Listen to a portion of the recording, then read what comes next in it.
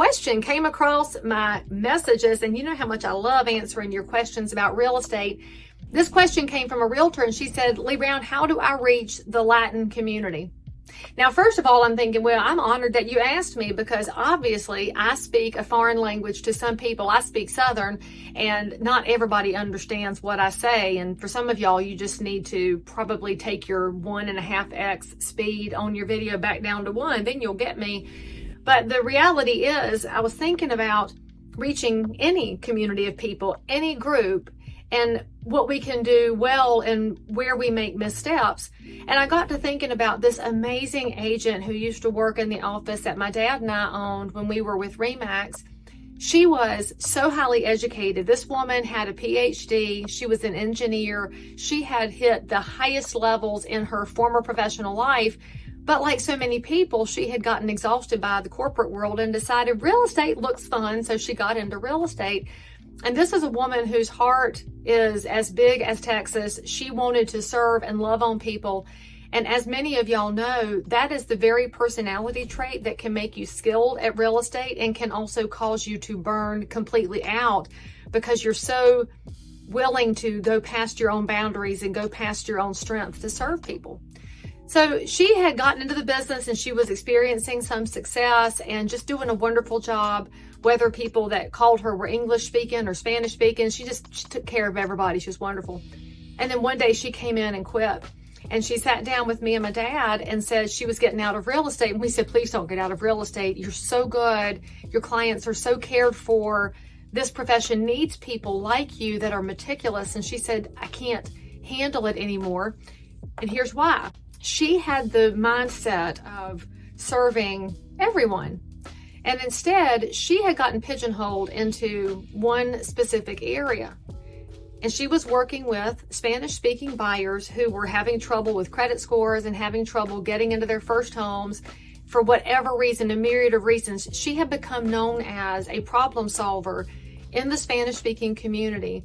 And so her client base was expanding, but it was all expanding in terms of the people who need a realtor most, frankly, but that can be a huge drain on energy. And it just burned her out. And then she made another comment. She said that when she got calls from other agents, they often made the assumption that the Spanish-speaking buyer community in Charlotte was all first-time buyers, that it was all opening price points.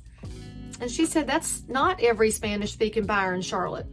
Because I'm quoting her now, I am one of those buyers. I am not a first-time buyer. I have great credit. I have a great income. So why are people getting lumped in together?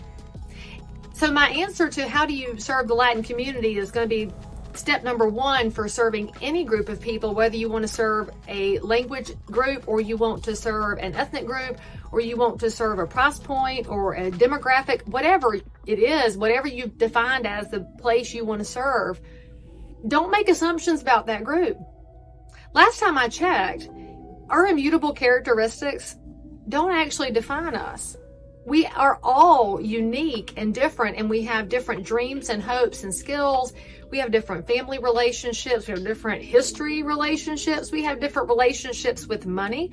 We have different relationships with future casting a vision. There's so many things that people look at when it comes to real estate, because real estate is so much more than the monthly payment or the price of the house or even the neighborhood. It's all of those things wrapped up together.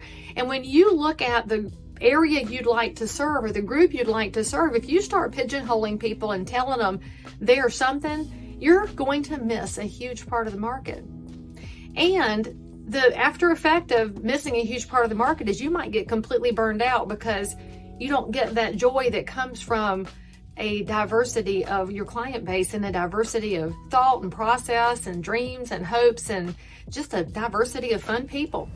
By the way, friends, don't miss my brand new coaching program at answers.realestate, where you can have access to Leigh Brown, submit your questions, have them answered, meet like-minded professionals, have an entire library to help you build your business no matter what happens in the market.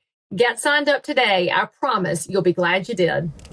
And so the second part of serving the Latin community, or replace Latin for anything you want, is get out into the world where you are and go beyond your current environs.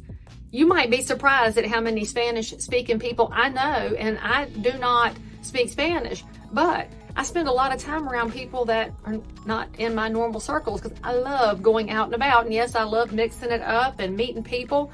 And if you're in real estate, I hope that's one of the things you enjoy too, is being out and about, getting to know people. The third thing I would tell you is that if you want to serve a specific group, then showcase whoever it is that you want to serve in a breadth of your marketplace. Don't let anybody tell you that this group or that group buys this house in that neighborhood and this price point. That's just not so.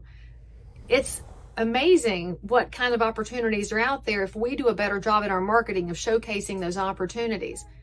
There's another little asterisk I'll add here because another question had come in regard to my presentation on fair housing, which was part of our Realtor Code of Ethics class. And as y'all know, my favorite hashtag is every neighbor, every zip code. And I even have merch, I have my little sticker, every neighbor, every zip code. And this person said, how do I market to every neighbor and every zip code? And frankly, I think this applies to also that agent's question about how to serve the Latin community. So how do you serve any neighborhood and every neighbor in that neighborhood? Well, what if you start thinking about the reach that you have? I always look at my Charlotte area market and in Concord in specific where I'm located, and we have a wild diversity of housing. There are some tiny houses now that weren't here before. We have properties with accessory dwelling units. There are single wides and double wides. There's even a triple wide if somebody really wanted to get expansive. There's stick built, there's mill houses, there's luxury homes. There's a little bit of everything. So if you really want to serve every neighbor and every zip code, start by learning your zip code really well. Learn all of the product in it. Don't fall into the trap of only showcasing the easy houses. And by easy, I mean new construction, the vinyl villages, Pop-Tart houses that show up out of nowhere and they're very similar. That's easy. But fair housing isn't always easy. Fair housing sometimes asks us to think outside of the place where we grew up and experience so that other people can feel like we've gotten enough knowledge to serve every neighbor and every zip code. So get out there, go learn your area better than anyone else and talk about it as you learn about it. And by the way, I'm just going to add one more thing here. Don't make fun of houses that you don't live in. I get a little crazy train when I look at some of the Facebook groups of realtors and the way that they smack talk other people's homes, other people's neighborhoods. Stop all of that, because you might live in a very fine house now, but you maybe didn't live in that house growing up, and maybe part of this is a defensive mechanism for you to not think about your past. But why do we look down on certain kinds of housing? I find that to be the only area where you can make fun of something and not get taken down by the political correctness police. What if we just stop it? Because trailers, mobile homes, manufactured homes, that is the original affordable housing. Nothing wrong with living in that. That's somebody's house. Quit talking smack about it. And for me, I'll never apologize for serving every neighbor in every zip code, because that's how my daddy raised me.